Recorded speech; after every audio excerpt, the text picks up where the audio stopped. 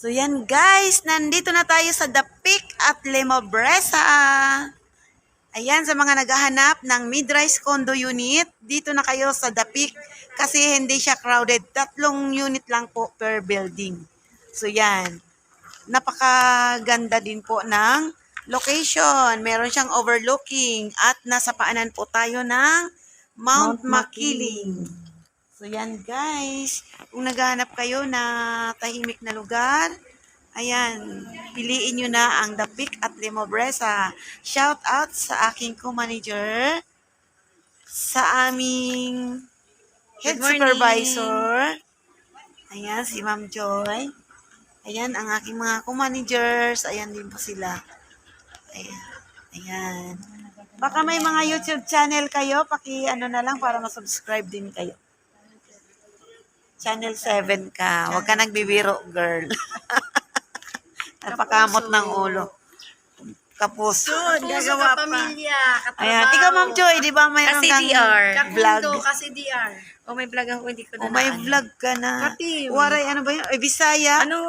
Bisayang dako. Wala nang ano. Ay, buhula ng gwapa. Ayan, pakisubscribe.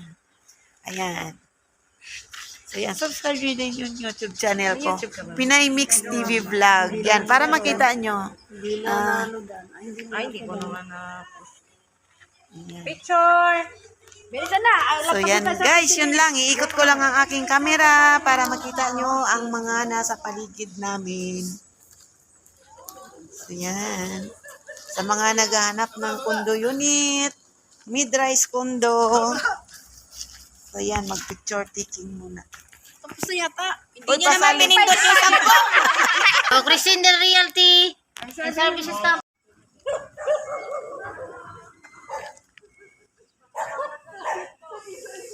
Lemobresa sa Tomas, Batangas.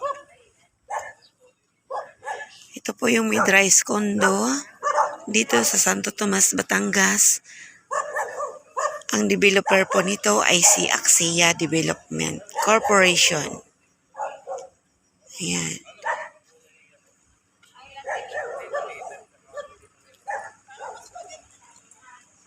Ayan, mid-rise condo siya dahil 3 units lang po per building. So, yan. 1, 2, 3.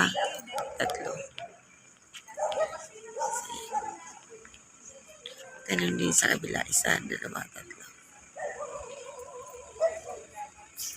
So, yan. Sa mga balak na mag-invest dito,